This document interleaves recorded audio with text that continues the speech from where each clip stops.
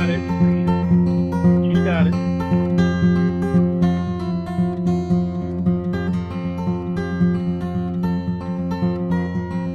Glad you're here.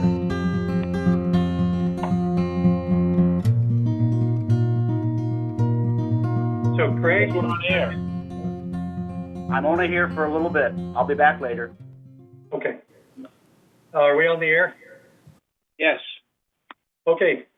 Welcome, everybody, to the regular open meeting of the third Laguna Hills Mutual Board of Directors meeting. This is Tuesday, October 20th, 2020, 9:30 a.m., and the meeting is being televised virtually.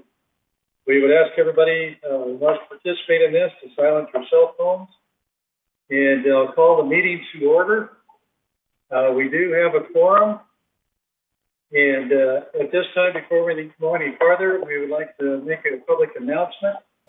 And is Eileen or Siobhan on? Siobhan, you want to take care of that? Yes, President Parsons, thank you very Special much. announcement. Good morning, everyone. I wanted to let our viewing public know that Village Management Services is experiencing a network outage. This is affecting some telephone service and all email access. We appreciate your patience as we work to resolve this issue. Residents with comments or questions for today's meeting can call area code 949-268-2020. Again, that is 949-268-2020. Thank you very much. Siobhan, at this time, we'll have Greg, if you would like to, since you're still with us, if you'll do the Pledge of Allegiance.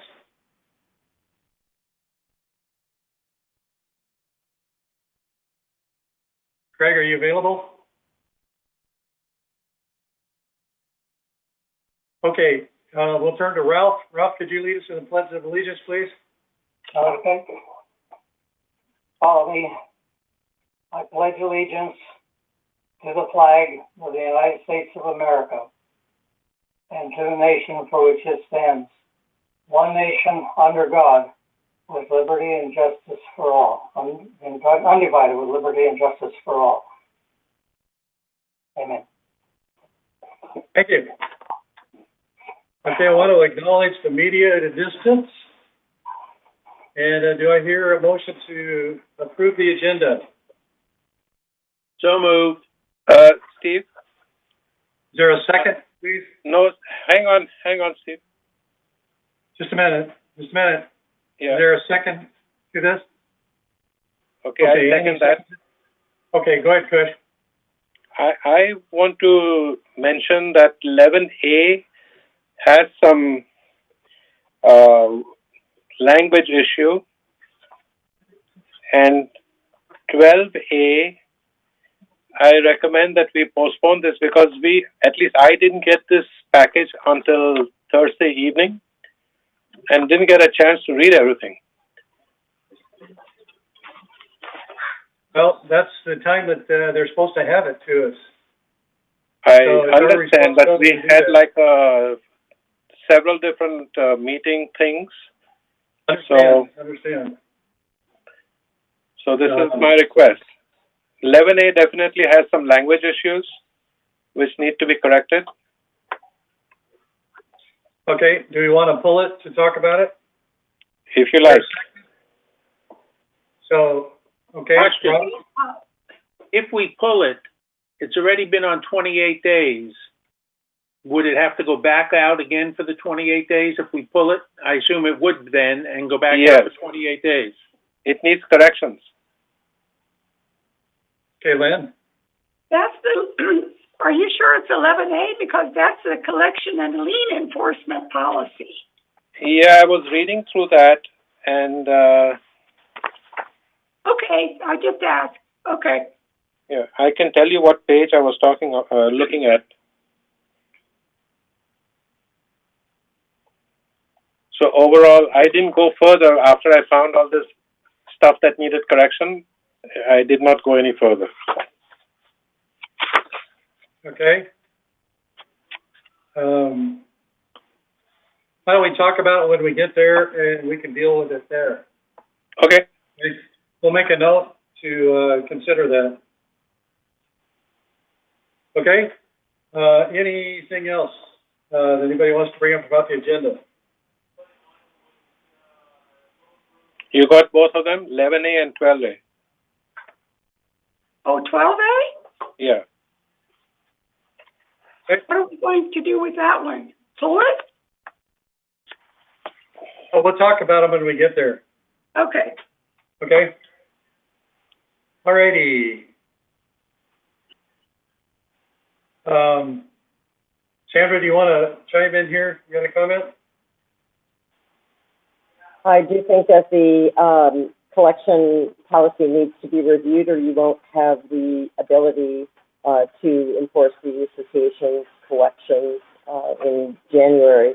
So I think that the board needs to discuss with Chris what the changes are, and then collectively you'll decide if you want to make the changes.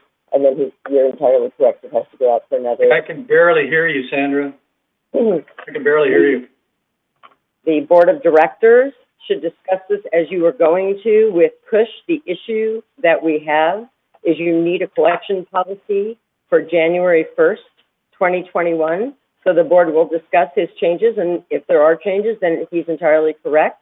It has to go out for another 28-day comment period. So this is a very important part of today's agenda, and you will collectively have to review those. Okay, we can do it as we come to them, though, correct? That is correct. Okay. All righty. Any other things about the agenda? Okay, if not, we'll consider under unanimous consent, move forward. Approval of the minutes, September 15th, 2020, regular open meeting. Do I hear a motion to accept the minutes? So moved. Second? Okay, Annie? Any comments about the minutes? Okay.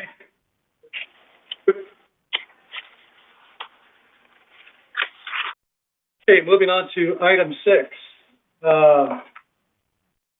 We didn't have a chance before, but I would like to introduce 2 new board members that will be coming on the board at the annual meeting. And I'd like to first just talk a little bit about Deborah Dotson. She isn't able to be with us today. I'll give a little bit of her bio so that our public knows a little bit about her. She will be talking at a later meeting. She has a BA in Leadership and Organizational Development and a Master's in Education, Learning, and Technology. Her background is as follows: 4 years in a title escrow company. She was the youngest VP of the title insurance company. She has 16 years in healthcare, executive management. She built a medical clinic from the ground up, leasing space and equipment, hiring, training, and managing staff. Clinic is now 33 years and still thriving. Next clinic she worked in was up and running in less than 1 year.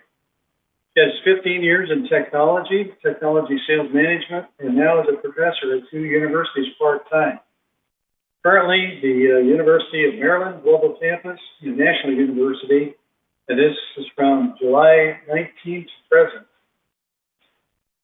Some previous civic and social activities include volunteer in American Red Cross, former board secretary for Central Valley CUE educators and teachers, former board members of Good Samaritan Society, the philanthropic group, former board member and newsletter chair for Fresno Women's Network.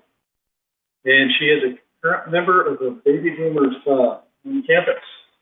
So we look forward to hearing more from her in the future. Today we have Donna, and I hope I pronounced this right, Renee Sasta. So if you would come up on screen, please, Donna, and unmute. I'll give a little bit of an overview. She has an education doctorate in psychology, MSN, gerontological nursing, a nurse practitioner program, a BSN in nursing, BA in Spanish. Some of the background: she's been an RN, nurse practitioner, healthcare education administrator, healthcare consultant, teaching English second language and Spanish teacher. Man, she's got a lot going here. I think what I'll do is open it up and let her talk about it. I've given her about 3 minutes to kind of introduce herself. So go ahead, Donna. Okay, thank you, Steve, and thank you, all of you, for allowing me the opportunity to be and serve on the board. My husband, Henrik, and I have lived in Laguna Woods Village for a little over 10 years, and the pronunciation of my name, to make it very easy, it's rain like the rain in Spain, and then Showstack. If you pretend the Z is an H, you've got it. That's your challenge for the day every time.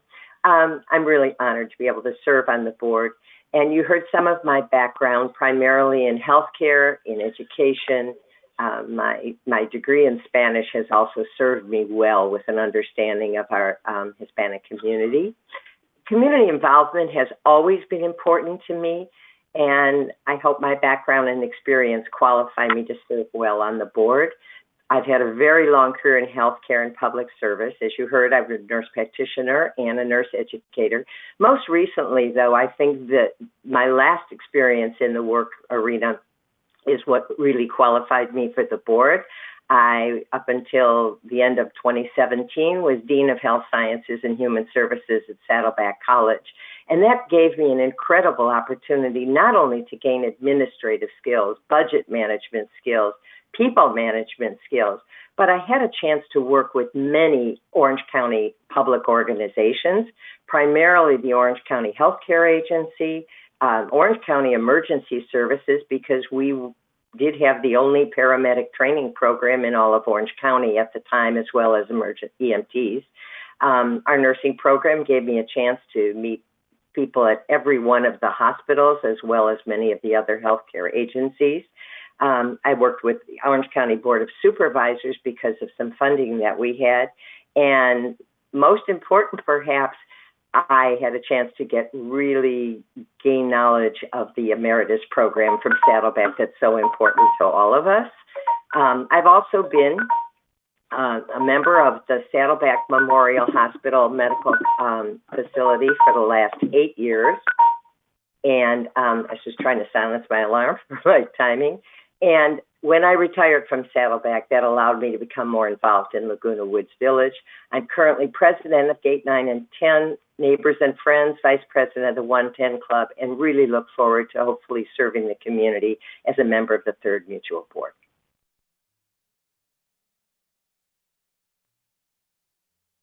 Thank you so much, Donna, and thank you for coming and presenting yourself today so people can get to know you a little bit. Okay.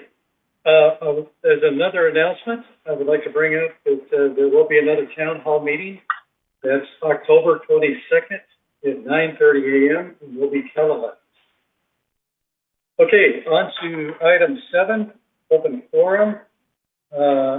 Today may be a little unusual. We have things that we need to deal with the rest of the board meeting, so I'm going to limit it to the open forum being no more than 30 minutes. And this is for people to talk about things or ask questions that are not on our agenda for today. So I'd like to open it up, and who do we have here? Good morning, President Parsons and esteemed members of the board. So far, I only have one member comment, and that is from Lynn Carbose from 3505 C as in Charlie. The comment is, I read in Letters to the Globe that we have until 10/21 in 2021 to correct the threatened insurance premium increase for 2021. Why are you still falsely advertising that members must vote on this ballot now in order to avoid such an increase? It appears to me that you are attempting to do a rush job on getting this complete revision of the CC&Rs and bylaws passed without any real opportunity for public understanding of the many changes in the 166 pages of legalized. Why do you not have a summary of all changes for all members to read?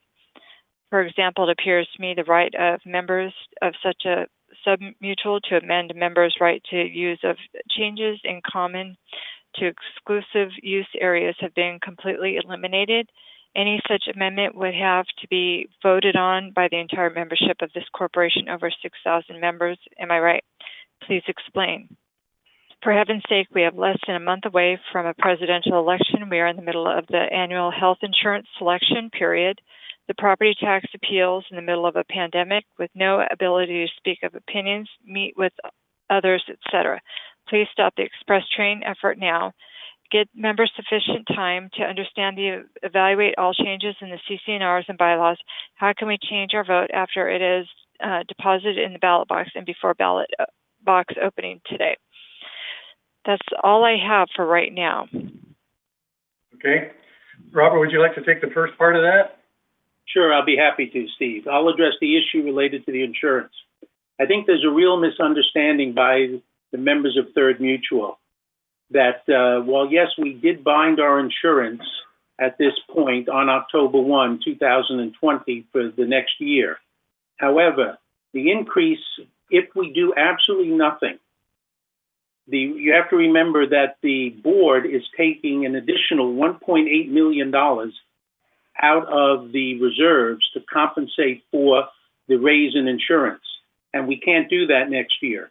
So what will happen next year at an absolute minimum if we do nothing, and that's if United and GRF stay with us in terms of going forward, we will pass on a minimum raise to the members of $46 per manor per month to cover the actual cost of our current insurance.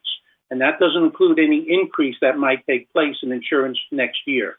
So to say that we have a year is not really accurate because we're already facing a $46 per manor per month on top of the $20 per manor per month that you're going to be paying now. Okay, so that tends to show you the urgency of why we were pushing it. Once we got the information, and from the insurance companies, we didn't get full disclosure on what the policies are going to cost us until about 2.5 weeks before we went ahead and started announcing it to everyone. So yes, it was a rush. However, things like this happen, and we've got to adjust. We felt it was our duty to inform people about what was going on, and that's why we have continued going forward to have people at least become aware of the situation and vote so that we could have a little more flexibility in how we handle our insurance. So, Sandra, did you want to add anything to that? On the insurance issue, I think, Robert, you said that the money came out of the reserves. I thought it came out of the disaster fund. I could be wrong. Correct. You're correct. I misstated. It's the disaster fund. I apologize. I just want to make sure that we're as clear as possible. I would like to address the issue of how do you get your ballot back once voted. You don't. The statute says that once it's submitted to the inspector of election, that ballot is voted and you're not able to get that ballot back. If you have an issue with your ballot or you never received your ballot, as you know that there is a hotline to request a replacement ballot. But if it was already voted, then that is your vote for this election issue.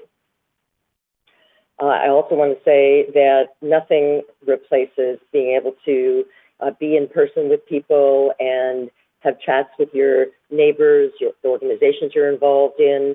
But the board has had numerous town halls and meetings with the members to be heard on the concerns or issues anybody might have with the CC&Rs. So although I do recognize that it's different than being in person, I want to make certain that all of the owners understand that this interchange has been consistent and ongoing. And as Steve, you just mentioned, there'll be another town hall this Thursday. So homeowners' questions can be answered and that they can be heard on the issues. Thank you. Any other comments from board members? Okay. Becky, do we have any other questions or comments? I have none at this time. We'll go ahead to item 9 then, the CEO, COO report. Good morning, President Parsons and board members, and to our residents out there. I have a couple of things that I wanted to report on, and then I'll pass it over to Siobhan. The first thing I wanted to reiterate comment that Shaban had made at the very beginning, which was, unfortunately, we've experienced a network outage here at Laguna Woods. That network outage has impacted our email operation the most. We are still effectively operating, though I want to ensure people of that. We can still take your call in at resident services. However, the process for taking reports or working on work orders is changed internally because of this email outage. So you can still call in. You can also still use ActiveNet and call in with regards to recreation activities, and certainly anything with regards to an emergency that you may have. Still continue to call 911. That is the appropriate action. If it's just a question about our own security, you can contact them by phone as well. We are working on this. It started Sunday. We've been working on it diligently since it occurred. We hope to have some resolution to it in the next 24 to 48 hours so that we can get everything back running the way we have in the past. I apologize for the inconvenience that it is to not only the residents out there, but to you board members with regards to that. And I apologize for that. And we are working very, very diligent with our IT staff and everybody to get us back up on board as soon as we can. So stay with us. I apologize for that again, but we'll take your phone calls and we'll work it that way, just as we are today for this meeting and in any future coming up. And if we don't have it fixed in the next day or so, we'll have to use the same phone system going forward. But we'll keep you posted, and we'll keep it posted on TV6, which is working fine, and we'll keep a scroll going on TV6 to keep people informed as much as possible. The second thing I wanted to mention was I usually give you a little quick update on COVID-19. Yesterday, it was reported that we had 203 positive cases, which is a little bit of an uptick over the last couple of weeks. That slight uptick also has had an impact in our, just a slight increase in our hospitalization rate. We're at 168 hospital beds being used right now and 63 ICU beds. This is consistent with the COVID uptick that is being seen throughout the United States, some very severe in some states. In California, it's been county by county. It depends on which county you're in. So our uptick's not real bad, but we've seen that since the last holiday session. With regards to Laguna Woods, we're still at 70 cases. We did have, we're now up at 8, unfortunately 8 deaths that have occurred in Laguna Woods. Again, this is the whole city encompassed in that number, not just Laguna Woods Village. So take that. The important number is right now the positive rate is at 4.6 per 100,000. That puts us in the second tier, which is the substantial tier. And in order to get down to the moderate tier, we have to get below 4. And that is the average, that 4.6 that I just mentioned. I wanted to indicate to the board that there has been a change out of the governor's office with regards to addressing when a county can go to the next tier. And part of that is that they need to bring in all of their census tracts into a coordinated effort to get below that average number.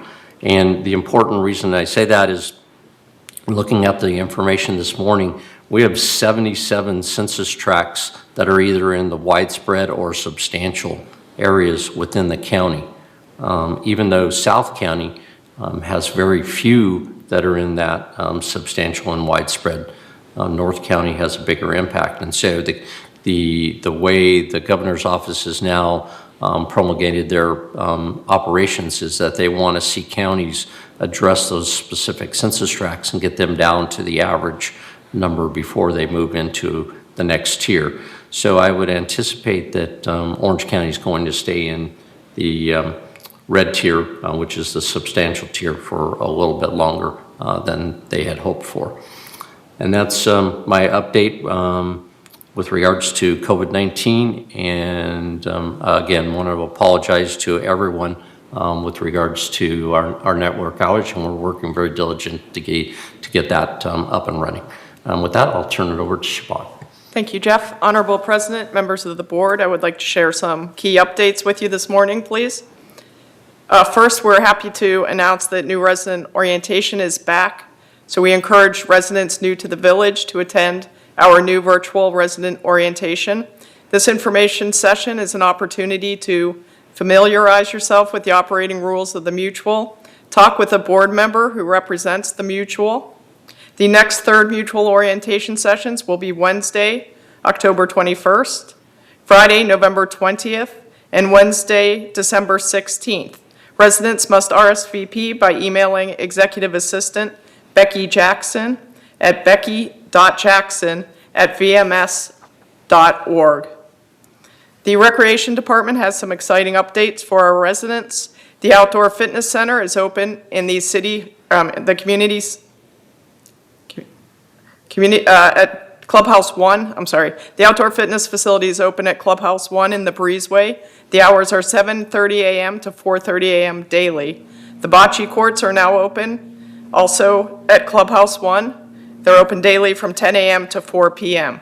Swimming pools, we have Pool 1 now open for recreational use between the hours of 10 a.m. and 4 p.m. daily, and Pool 4 hours have been extended to 9 a.m. to 9 p.m. daily. Additionally, the Recreation Department invites residents to dress up, decorate their golf carts, and parade around the village for Halloween on Saturday, October 31st at 10 a.m. The parade begins at Clubhouse 1 in the parking lot at 9:30 a.m., with the actual parade beginning at 10. Participants must remain in their carts, wear face coverings, and maintain 6 feet of social distancing. Registration for this free event is available on ActiveNet, and you may visit the village website news page for additional information. We also wanted to let residents know that next week, tree trimming in the Aliso Creek area will occur. The landscaping department will oversee trimming of several large trees on the adjacent slopes to the creek. Contractors will be trimming and zip lining debris over the creek and down into the meadow where it will be cut up and hauled away. Residents are cautioned to be aware of moving vehicles and avoid areas marked with caution tape and traffic cones until the work has been completed. On Friday, October 30th, there will be a drive-through flu shot clinic. This is sponsored by Memorial Care Medical Group, Aetna, Kaiser, and several other local sponsors. The location is the Florence Sylvester Senior Center, located at 23721 Moulton Parkway in Laguna Hills. For the time of the clinic, those who have last names that start with A through M should attend from 1 to 2 p.m. on October 30th, and those with last names beginning with N through Z should attend from 2 to 3 on October 30th. Face coverings are required, and residents may call 949-380-0155 for more information. And lastly, with respect to the national election, the City of Laguna Woods is serving as a vote center and has a drop-off ballot box.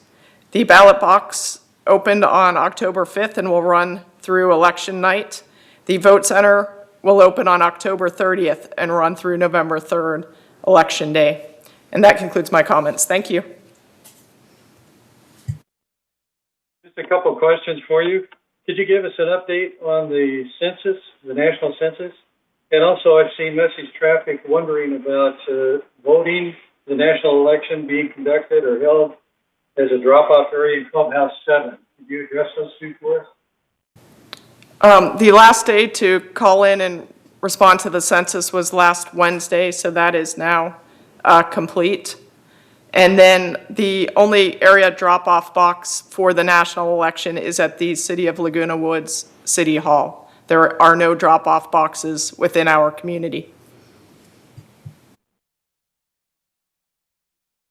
Any questions for staff? John Frankel? Yes, Jeff, tomorrow is traffic hearings. Will the violators be able to call in? If not, they need to be called and canceled. It's all been coordinated, John. Okay, thank you. Other questions for staff? Lynn? You're muted. John, can you please, repeat Becky's email address? Because I don't think, I heard it correctly. Of course. I think you, please, thank you. It is becky.jackson@vmsinc.org, O-R-G. Thank you. Other questions? Okay, moving on to item 10, consent calendar. I have a motion to accept this item as a consent item. Annie moves, Robert seconds. Okay, any discussion on this? If not, we'll consider it under unanimous consent. Okay, on to item 11. And Lynn, would you like to start out by giving an overview of this? Well, actually, okay. This policy was brought forth at the September 15th meeting of the 3rd Laguna Hills Mutual and was approved and has satisfied its 28-day notification for member review and comment to comply with Civil Code 4360. It has also satisfied the California Civil Code Section 5310 A7, and if adopted, will be distributed to members in November 2020 as part of the annual policy. I was going to ask for a motion, but if we I can ask for a motion and we can discuss. Do I have a motion for this policy? Annie moves, Robert seconds. Okay, we're open for discussion here. Hey, Chris, do you want to bring up your ideas there? Yeah, I think after I spoke earlier, I briefly turned the pages to see that the policy is actually further down. And what really stumped me was the page 4 of 60. Apparently, that is like a working page with information that needed to be corrected. But I haven't really had a chance to review the whole policy. So, which starts on page 33 onwards, correct? Am I reading it right? It's item 11A, has page 3 of 60. So my problem was on page 4 of 60, where the language did not sound correct. Can you steer us to the exact location? Page 4 of 60, the first paragraph, we sincerely trust that all the members onwards in that paragraph, the language did not sound correct. So I thought that we have a problem in this policy, so I raised an objection. But when I turned around and looked further, the policy starts on page 33. Lynn, is that correct? Oh, look.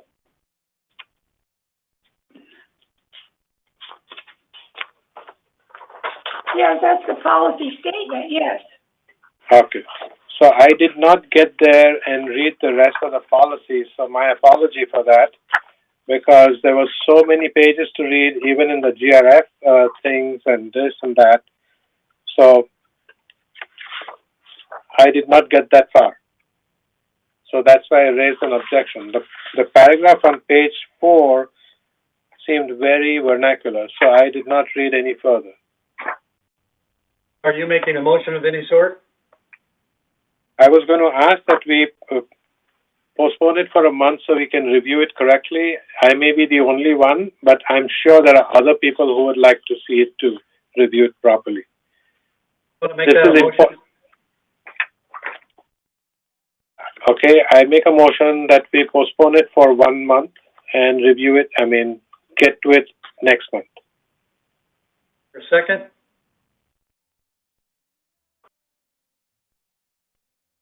Sandra? Aren't we in the middle of another motion? well, we brought it forth for acceptance, yes. But he's, moving to postpone or table it.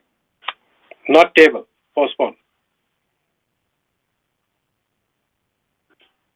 You look Basically, very in worried. discussion on the first part, but if there's no second, then that, motion dies. I understand. So it's up to everybody else because this is a very important policy change because it affects everybody's pocketbook. Okay, Robert? I'd speak to the motion. I have had the opportunity to read it. In fact, I read it between last month and this month because we had it last month. So I read it then and I reviewed it now and it seems fine to me. Okay. I speak Okay, in she'll favor. come back. Is there any second to the motion to postpone? Oh, I'm sorry. I thought we were past that. No. Okay, if not, that motion fails to, postpone it. So we're back to the original motion. And it's been moved and seconded that this be accepted and adopted. Any other discussion? Okay. Unless there are any objections, we'll consider this under common consensus as accepted, and we'll move on to 11B. Thank you to give us an overview of 11B.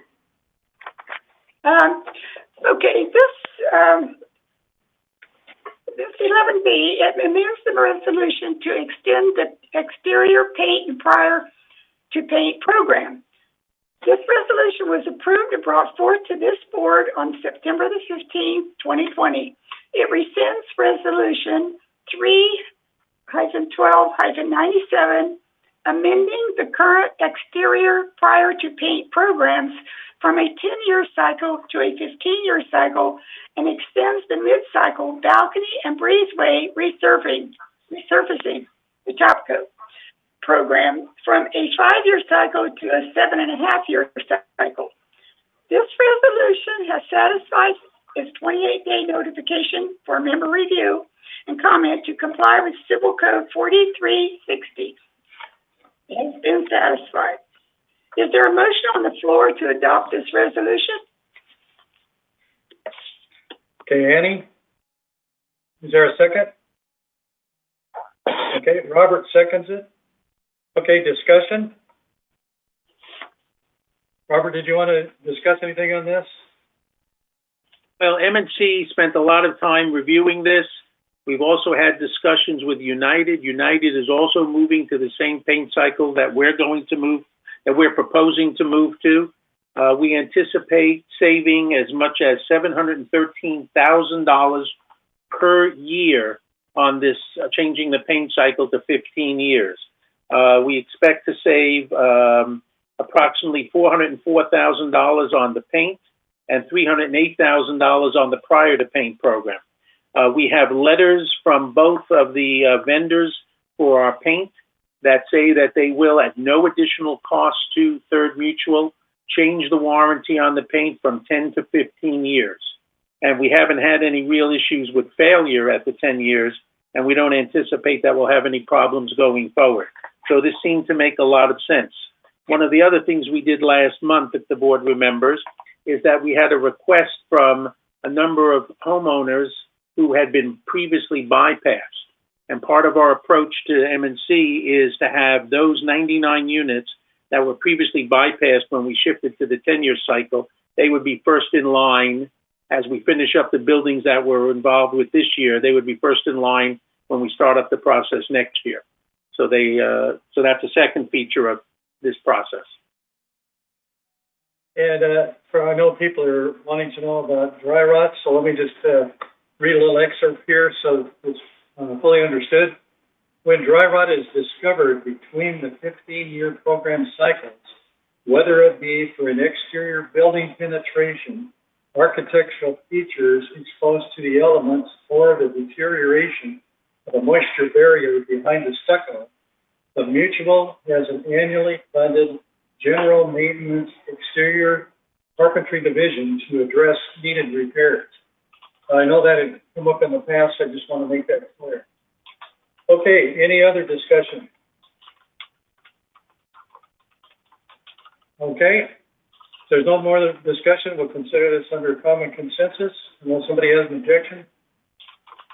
Okay, item 11B is taken care of. Okay, new business. Turn that over to Lynn for item 12A. Okay, wait a minute. Okay. This is the rules for board meetings, and I wanted to read the resolution, but if we have someone that already has a question on it, I'm not sure I want to go through the whole thing. But I will say that this proposed resolution is to allow the board to have successful, efficient, and orderly board meetings. Manor owners have the right to observe the open board meetings and are encouraged to attend. But meetings which are disorderly or too long can be discouraging. These rules inform both director and non-directors as to what is expected of all attending board meetings and how they are conducted. The goal is orderly and efficient meetings, protection of owners' right to observe productive deliberations, and enhancement of the governance and the membership experience in Third Laguna Hills Mutual. I make a motion that we approve this resolution as it is on page 3 of 28, and this will give us a chance to go to discussion. But anyway, do I hear a motion to approve this resolution? I'll move to approve the resolution. I second. Okay, discussion? Does this go on a 28-day cycle? Yes. Okay, good. Gives us enough time to review it. Okay, we don't need to take a vote here, but it will go on 28 days. Okay, reading of item 12B, entertain a motion to ratify insurance payments and funding from disaster fund for 2020-2021 annual insurance renewal. Go ahead, Lynn, if you do know. Well, I'm going to turn this over to Robert to read. He volunteered this morning. Thank you, Robert. Okay, thank you, Director Jarrett.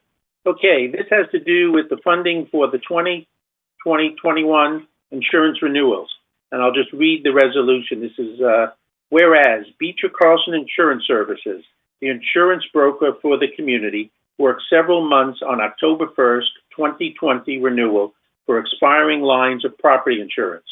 And whereas the boards were advised during the business planning meetings of the potential financial impact of renewals in a difficult market and discussed the inclusion of pricing increases in the proposed budget for 2021.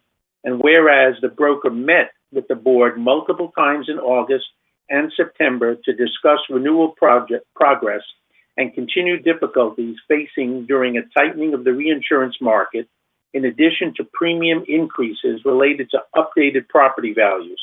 And whereas final premium quotations for all renewing lines were received and bound on September 30th, 2020, amounting to $4,975,797 for the third mutual portion of the 12-month policy period, exceeding the operating budget of $3,143,112 for same.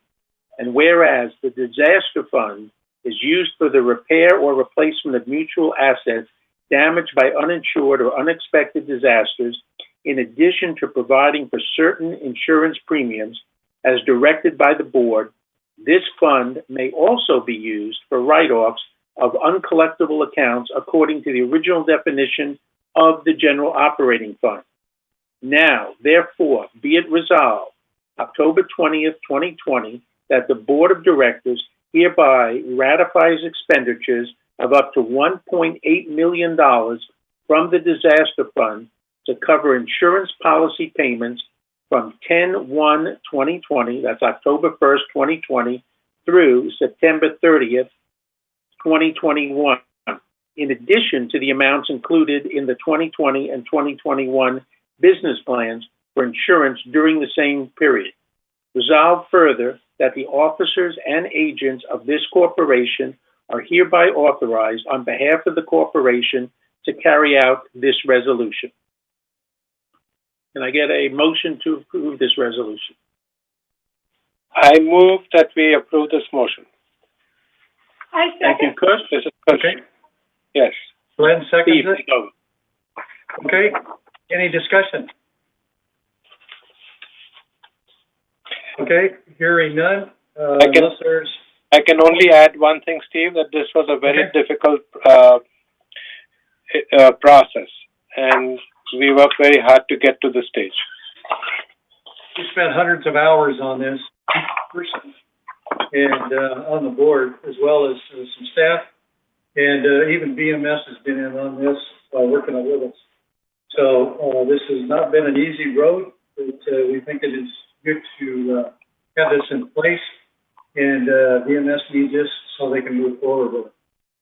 So if there's no other things, we'll consider this under.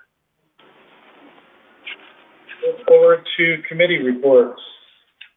We'll start off with Director Muchnick on the Finance Committee / Financial report. Thank you, President Parsons. It's hard to believe that this is my third monthly report to you as treasurer. The first few months have been a learning process, getting to know the VMS staff related to the financial end of the business, learning about the different processes from how accounting is done to the approval of checks. While I'm sure I still have a ways to go in terms of the learning curve, I am now starting to feel more comfortable as your treasurer and more in control of the data I now present to you. As I started last month, I will be sharing with you some slides that are very different from what the previous treasurer used to share. The slides you will be seeing are different in that many of them now provide you with a direct comparison month over month, so you can see the progression in revenues and expenses, in some cases for the last 3 months, in others for the last 2 months of available data. Please keep in mind that all of the financial data you are seeing today is from the 31st of August. Even though it is October 20th, this is the most up-to-date monthly information available for presentation. So please keep in mind, much of what you are seeing has already changed. However, at least you have a sense of how things are trending as we move towards the end of the year. Can I have slide 2, please, Grant? Okay. This slide provides you with an overview of how income increased month over month for the 3 months ending August 31st. From July 31st to August 31st, Third Mutual saw an additional assessment revenue in the amount of $2,764,000, so that at the end of August, Third Mutual had a total assessment revenue of $22,109,000. The increase in assessment revenue from July to August is consistent with the increase that we had from June to July. In terms of non-assessment revenue, there was an additional $85,000 brought in since the end of July. This created a total revenue of $23,849,000 by the end of August, meaning an additional revenue of $2,849,000. While there was a decline in the non-assessment revenue, the difference in total revenue for the month of August was $150,000 less than the previous month, an approximate 5% decline in this category. Expenses increased during this time period by an additional $2,403,000, leaving Third Mutual with a net revenue of $3,973,000, which is an increase of $446,000 in net revenue for the past 31 days. Note that while there was an increase in net revenue, we anticipate that the net revenue will actually decline during the next 4 months, since we have now brought back almost all the individuals who are on furlough and have restarted such projects as the Prior to Paint, the paint project, waistline remediation, etc., which oftentimes involves outside contractors. Slide 3, please. This slide presents data for operating fund only for the months of June, July, and August. Assessment revenue increased over the most recent 31-day period by $1,686,000, the same amount as the previous month. Non-assessment revenue increased by $124,000 for a total revenue increase for the last 31 days of $1,810,000. During the same period, third total expenses increased by $1,864,000. This reduced the operating surplus $54,000 to a final sum for this period of $530,000. Again, as indicated earlier, we anticipate expenses to increase in part over the next couple of months. Also understand that outside services, contractors, which were either curtailed or reduced, will see an uptick over the next few months, which will mean an increase in expenses. Slide 4, please. This slide, is that slide 4? This slide 4 compares our revenues and expenses to what was actually budgeted. As can be seen from this slide, actual and budgeted assessment revenue was, as one would expect, the same. In terms of non-assessment revenue, Third Mutual non-assessment revenue for the month of August was greater than the anticipated budget by $415,000. Expenses for the month of August were less than budgeted, leaving a variance of actual revenue minus expenses versus what was budgeted of a plus $5,955,000. Okay. Again, don't think of this positive variance as one that Third Mutual can maintain. Now that we're back in full force, things will obviously change over the next few months. Slide 5, please. This slide provides you with a picture of select budget items and the current variance associated with each for the end of August. You also have the opportunity to see how each of these variances compares to the variance for each category at the end of both June and July. The green bars represent the variances at the end of June, while the gold bars represent the dollar amount of the variance for each category at the end of July. And the brown bars represent this reporting period, August. As you can see, looking only at the brown bars, Third has a favorable variance for each of the categories from outside service, employee compensation, unrealized gains on AFS, materials and supplies, and utilities and telephone for the period ending August 31st. The last two categories have unfavorable variances. In the case of insurance, the unfavorable variance is a result of the higher than expected premiums to the tune of $364,000. I'm sorry to say that this variance will become even more unfavorable as the rest of 2020 progresses. As members of Third Mutual, you also need to understand that through no control of your board of directors, insurance will continue to be a very serious problem, budget-wise, not only for the remainder of this year, but for next year as well. The major insurance carriers, some of which have been our carriers for the last 20 years, refuse to write insurance for next year unless the village obtained an updated evaluation of the property. The latest evaluation of the whole village is almost 5 times what it was last year, showing how out of date our previous evaluation was. The increased evaluation, coupled with the concerns insurance companies have with all of the wildfires in California and our proximity to a wildlife area that has the potential to cause problems, adds on top of the cost of the increase based on the new evaluation and approximately 20% cost of increase in the premium for next year. On the positive side, I can tell you that your board is working very, very hard to address all angles to the control of the cost of insurance. Soon we will have the results of the ballot proposition to update the CC&Rs, which, if approved, will provide the board with greater flexibility to address the insurance problem. The second unfavorable variance is $157,000 for fees and charges. This is an unfavorable balance because determination hearings must be held before members can be billed for their share of the moisture intrusion costs. However, the figure of $157,000 shows an improvement in this category of $7,000 over the previous month. As more determination hearings are held, we anticipate a continued decline in this negative variance. Slide 6, please. This slide depicts 2 pie charts, the one on the left for July 31st, while the one on the right is for total non-assessment revenue for the period ending the 31st of August. Third had an additional non-assessment income of $84,806 month over month.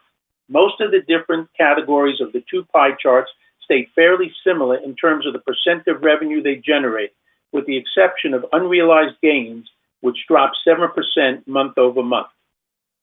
Slide 7, please. Again, this slide depicts two pie charts for comparison purposes. Month over month, Third had additional expenses of $2,402,599.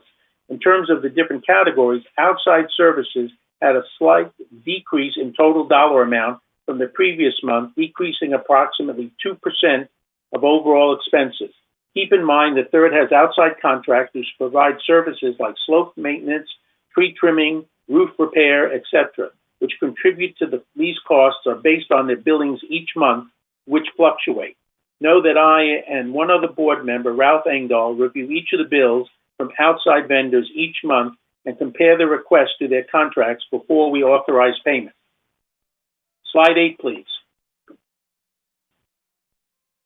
You will note from this slide, if you look at the lower right-hand corner, that as of August 31st, Third Mutual had almost $32,330,000 for reserves and contingencies.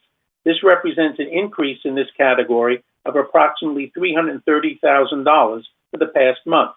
This includes $87,000 in the Garden Villa Fund, just over $4,125,000 in the Unappropriated Expenditures Fund, $9,117,000 in the Disaster Fund, and $19 million in the Replacement Fund.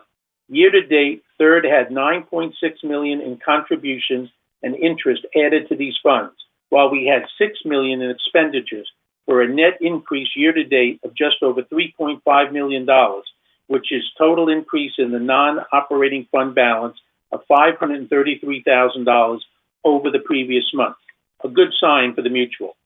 Slide 9, please.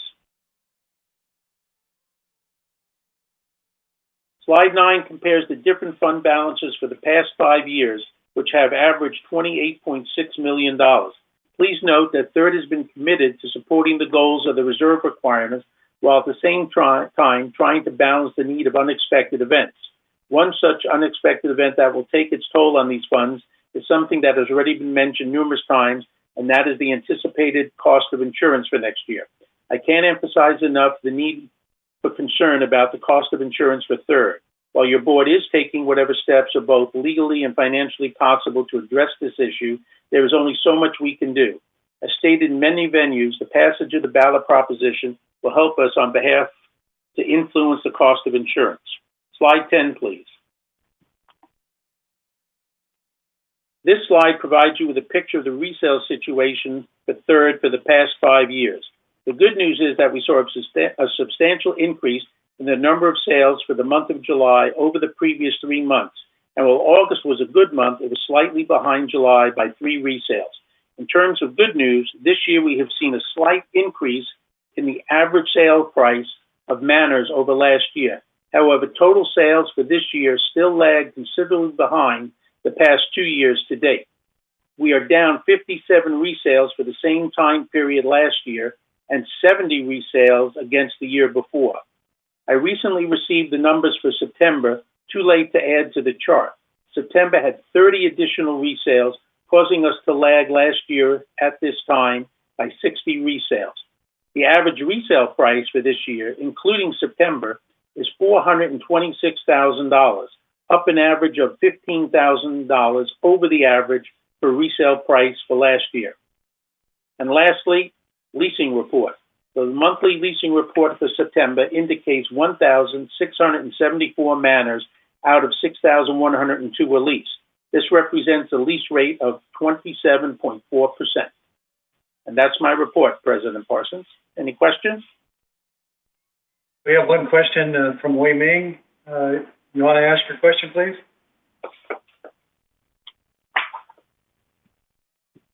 Okay. Go ahead. So those numbers, except the fund balance, were they all year to date?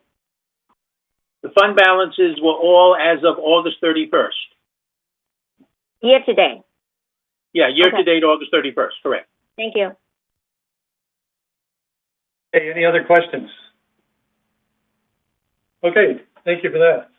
Okay, on to the Architectural Standards, Controls and Standards Committee. As you know, Robbie Donkost has been installed as the new manager for Manor Alterations. He's been going through the total process under his control and making adjustments as they go. One of the things the committee has been doing is a review of the standards, and there are some new standards that are coming through we're looking at, as well as we are constantly looking for and bringing forward new building materials that can be used not only by our staff, but also by people who are doing alterations. So that's an ongoing effort, and we hope to have more things to bring to you in the future on building materials. That's all I have on that. Our next meeting is going to be November 23rd, 2020 at 9:30, virtual meeting. Okay, on to item 13C, Report of Communications Committee. Director McCary. Thank you, President Parsons. The third Communication Committee meeting has not met this year. However, we do participate in the GRF Media and Communications Committee, and I will have a report on that when we get to the GRF committees. Thank you. Okay, report of Maintenance Construction Committee, Director Muchson. The Maintenance and Construction Committee last met September 9th, and I gave a report then in our September meeting. The next meeting of the Maintenance and Construction Committee is November 2nd, 2020 at 1:30 p.m., and it will be a virtual meeting. Thank you. Okay, on to the Park and Golf Task Force. That's myself giving the report. As you know, we have had to forestall this program this year due to reducing expenditures to cover insurance requirements. We will be regrouping in January of 2021, so stand by for news on that. Okay, we hope to have a meeting no later than the 6th of January, 2021. Okay, on to Garden Villa Rec Room Subcommittee, Director Jett. Thank you, President Parsons. The Garden Villa Rec Room Subcommittee met for the second time this year on October the 5th. We usually meet quarterly, but as you know, the pandemic hit us. The rec rooms have been closed since the beginning of the pandemic. Our main VMS maintenance supervisor for the rec rooms was furloughed from mid-March through August. When he returned to work, he and his team were able to get into the rec rooms without having to schedule work around residents' calendars and perform all of the work that was scheduled for the year. Like, for example, replacing some of the carpets, painting some of the rooms, replacing some old blinds, and much more. All planned 2020 work was completed by our meeting on October the 5th this month. In the meantime, the supervisor, he's performing inspections in all 53 rec rooms so that when we meet again in February, we can plan a replacement schedule for components for 2021. Thank you. Questions for Director Jarrett?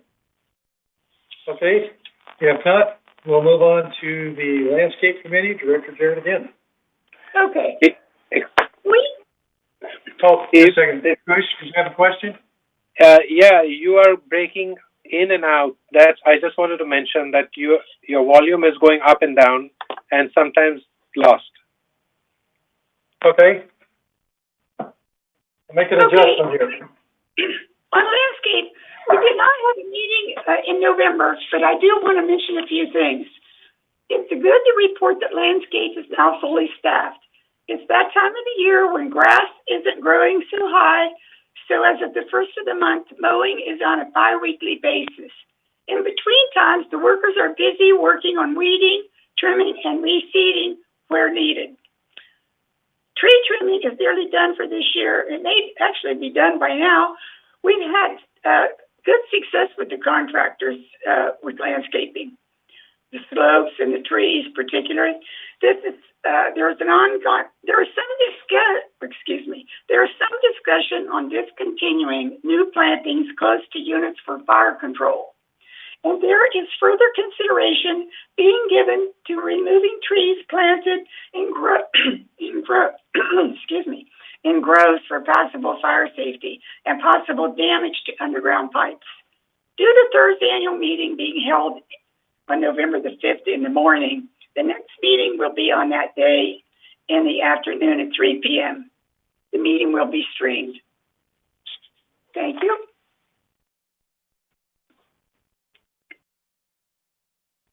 Thank you. On to the Water Subcommittee, Director Karimi. Mr. President, the Water Subcommittee didn't have a meeting scheduled and for the whole year, and probably the first meeting we're going to be starting next year. But, you know, as usual, I do my pitch about the water usage, and we do have high water usage in certain areas, and you received a letter through the mail about the water usage, and please help us to conserve. That's my pitch for today. Thank you, Mr. President. On to the Resident Policy and Compliance Committee, Director Jarrett. Thank you, President Parsons. Currently, the committee is working on completing the barbecue rules, which we have worked on for the past few meetings, trying to finalize the safety rules we feel are so important. We've had a good year, which I'll be reporting on at our annual meeting. Our next meeting is October the 27th at 9:30 a.m. Thank you. Yeah. Okay, on to GRF Committee highlights. Community Activities Committee, Director Bada. Hi, everybody. We had a good meeting on October the 8th for the Community Activities Committee. The highlight of that meeting was that the recreation fees will not be increased in 2020 and remain the same till the end of 2021. There were, although you heard a lot of new activities announced by Shawan, our COO, earlier, whatever information I give you would be old because our meeting was on October 8th. There is, Recreation has organized a drive-in dance party, which is one of the first ones. They have organized 4 of them. So the first one is on October 25th. It's $5 a car or a golf cart, and a maximum of 4 persons would be allowed in the car. Masks are important, and you need to be in the car or around. You may be able to get out and dance outside the car. The next item that was considered was the outdoor activities list. There's a whole bunch of outdoor activities that were discussed at that time. But again, as I mentioned, Shawan had a whole list of stuff that she told us earlier today. What was the most important thing is that the Clubhouse 1 has an outside gym in the hallway that is available for people to use, but have to reserve the spots through ActiveNet. And that's my report for CAC meetings. The next meeting is November 23rd. Shall I continue, Steve? Because the next one is mine too. Go ahead. Okay, the next one is the Equestrian Center Committee, the ad hoc committee. There is nothing new to report for that. Our next meeting for Equestrian Committee is October the 27th. Thank you. Okay, GRF Finance Committee, Director Muchnick. GRF Finance Committee last met officially on August 31st. The next meeting is scheduled for October 21st, tomorrow at 1:30 is a virtual meeting. GRF Maintenance Construction Committee, GRF Landscape Committee, Director Jarrett. The GRF Landscape Committee hasn't met recently, but there is a meeting scheduled for November the 9th at 1:30 p.m. That'll be a virtual meeting. Thank you. GRF Maintenance Construction Committee, Director Bada. The GRF Maintenance and Construction Committee met last week, and there was a very long list on the agenda. It entirely seemed like we were discussing the Performing Arts Center. So many items were discussed. There was no conclusive resolution on anyone, except that we did approve changing the lights in the PSC to LEDs. Everything is still under discussion and review, so that's what's happening. Our next meeting is on December 9th, but they are also considering to change it to monthly meetings. That's not resolved yet, so don't know when the next GRF MNC committee is meeting, except it could be December 9th. Thank you. On to the PAC renovation ad hoc committee. I believe there's been some changes there. Director Muchnick would like to talk about that. And also Clubhouse 1 renovation ad hoc committee. Okay, thank you, President Parsons. The PAC renovation ad hoc committee has been officially disbanded by GRF. They have now been handling most of the kinds of things that they want to do in terms of renovation through the M&C committee of GRF. So they disbanded that at their last public meeting. As for Clubhouse 1 renovation, there's a meeting this Thursday, October 23rd at 1 p.m., and it's a virtual meeting. And there's going to be a discussion about some of the proposals and how to proceed with the renovation. Thank you. Okay. On to Media and Communications Committee, Director Monteri. Thank you, President Parsons. The Media and Communications Committee did meet on yesterday. It was a virtual meeting.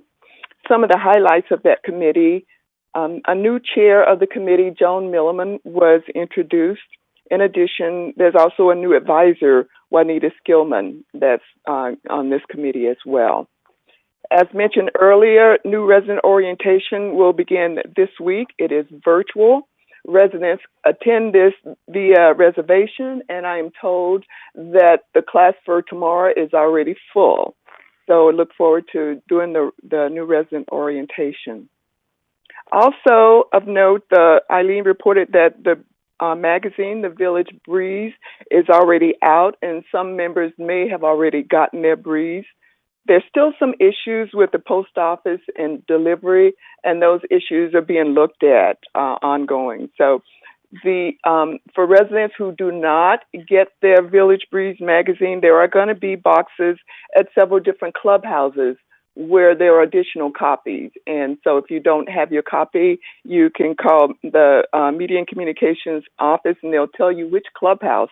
I did have that note, but I scratched it out. So there are going to be additional copies at some of the clubhouses if residents don't get their breeze. Also, the broadband study analysis that has been going on for a while is finally complete, and a consultant will present a summary of that analysis at our next meeting. In addition, members of the committee will get a complete report of all of that, and that will be discussed at the next meeting as well. Shaban also already alluded to the power outage, and that's affecting the internet service. Media and Communications are working on getting some alternate resources available for residents, an alternate email address, and Shaban did mention that earlier. So they are working on that. Let's see, the last thing that I have for Media and Communication, the next meeting is scheduled for November 16th. It will be a virtual meeting. The time will be 1:30 p.m. Thank you. Very much. On to Mobility and Vehicles Committee, Director Franklin. The Mobility and Vehicles Committee met on October 7th. There's not a lot on the table. We did discuss we always get a review of the status, and the fixed route bus system is generating slightly more than 3,300 usage per month. It's up slightly. They discussed a fee for a destination shopping program. This is a specialized bus system that takes people to Walmart and to Costco, and they're gonna, there's a motion to charge $10 for that particular endeavor.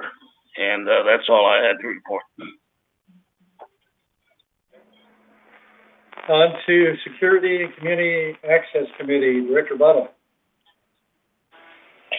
There is nothing new to report on that, as our last meeting was August 24th, my apology.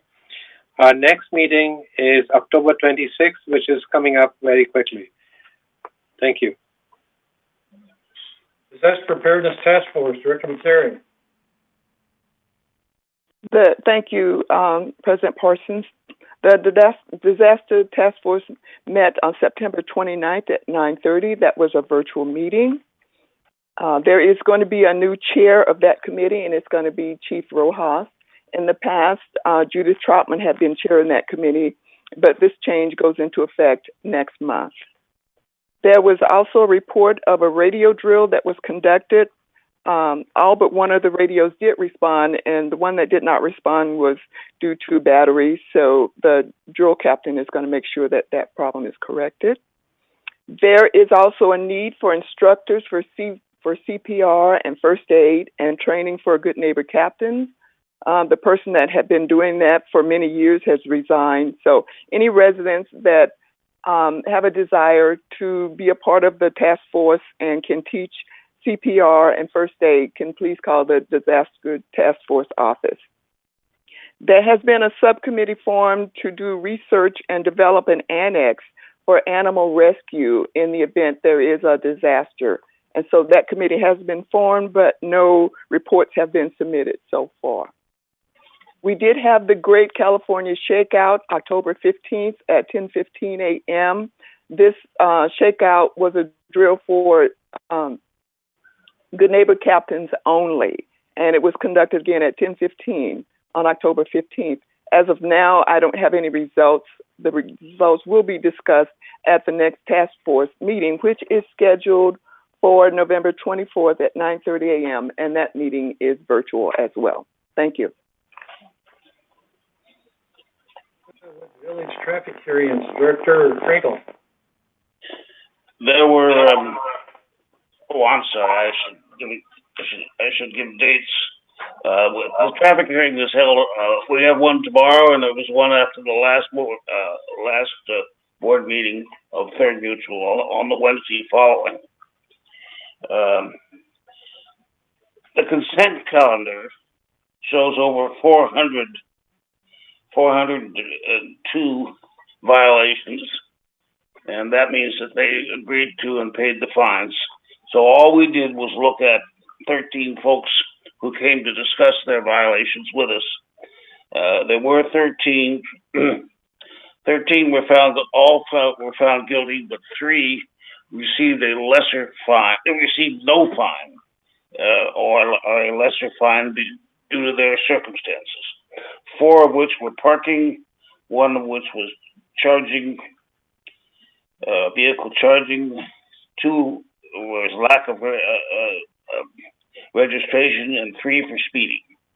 And I should mention that speeding violations allow the violator to go to traffic court, go to traffic school, and the fine is automatically reduced to $20. And that's the extent of my report. Okay, any questions for traffic hearings? Okay, anything else from any other committee? Okay, we'll go on to item 15, future agenda items. Have nothing new to report on at this time. I think someone's going to be kicking off in January, so stand by for news on that. Anything that we need to put on future agenda items? I think insurance is going to be a continuing item, so we'll highlight that as well.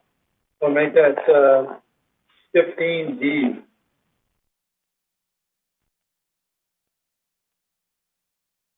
Okay? Any other items you'd like added to future agenda? Okay, hearing none, we'll go on to item 16, director's comments. And I'll just start here, what's on my screen. Director Bada? No more comments. Thank you, Director Parsons. Okay, Director Frankel? No comments, thank you. Director Materi? No comments, thank you. Okay, Director Jarrett? I would like to mention that Annie and I are working on the program for the annual meeting. So we're going to have parts for everybody to participate.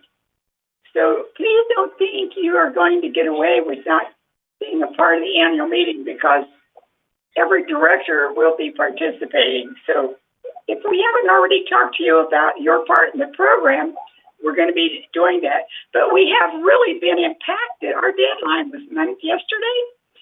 And I talked to Eileen at the communication committee meeting, and Susan, everybody had to get their materials to Susan by yesterday at the end of the day. And of course, now we're impacted because we can't send them things, but we haven't been able to get all of the materials we need and information from staff.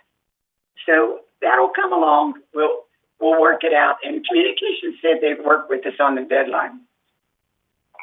Okay, let me just follow up on that. Our annual meeting for everybody, to notice this, is the 5th of November at 9:30 a.m., virtual meeting. Okay, anything else, Director Jarrett? No, that's all. Thank you. Okay, Director Muchney. Thank you. Well, Director Jarrett, I'm hoping that I will have updated slides for the finance that include September information. So that's what I'm waiting on. But other than that, Director Parsons, thank you for running a very quick and smooth meeting. Appreciate the shortness of it. Thank you. Okay, Director Engdahl.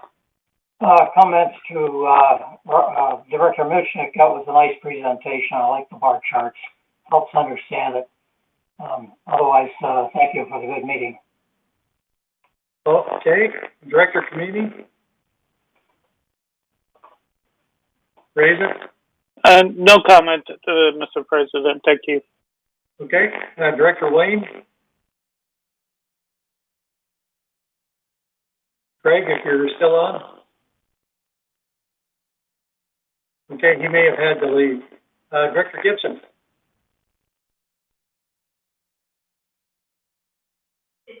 I'd just like to reiterate, I think, what Robert's presentation on the finances, that's a little bit more easier to understand, and certainly encourage people to get a little bit closer to our finances because they are so important. Otherwise, thank you for the meeting. Okay, and for everybody, Director Gibson, this is his last major board meeting until the annual meeting, and that's why he's smiling so big. So we thank you for your efforts in filling in for us this year. You've come across a lot of good effort and questions, and I know you disseminate a lot of information. So, okay, Wayne May, any comments from you? No comment, thank you. Okay, Rosemary.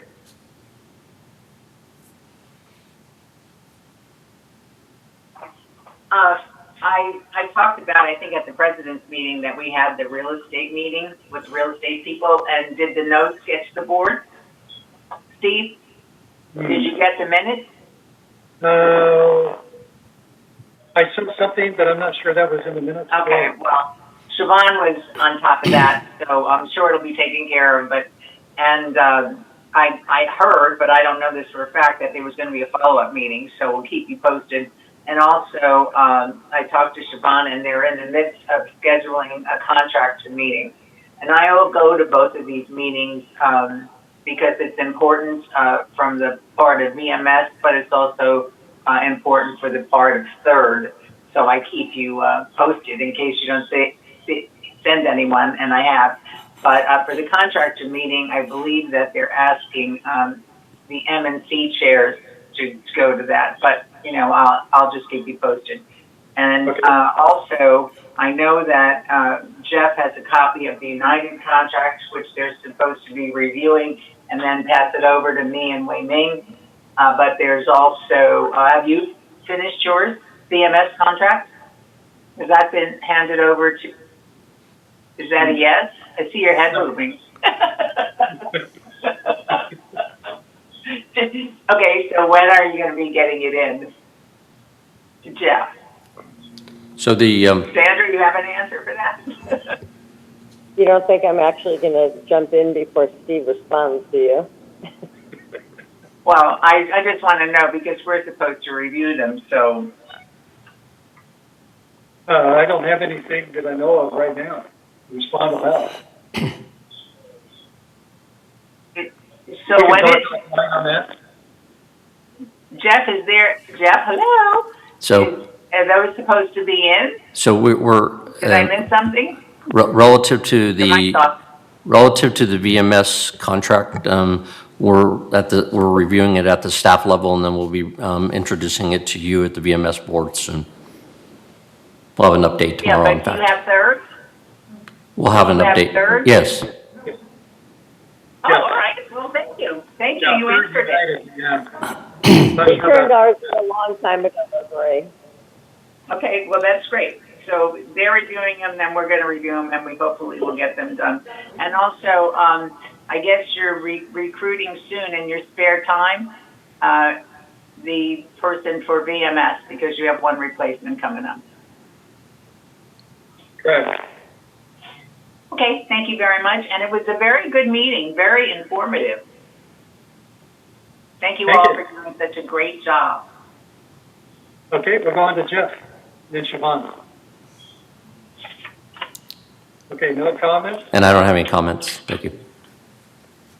Okay, it looks like Sandra gets the last word here.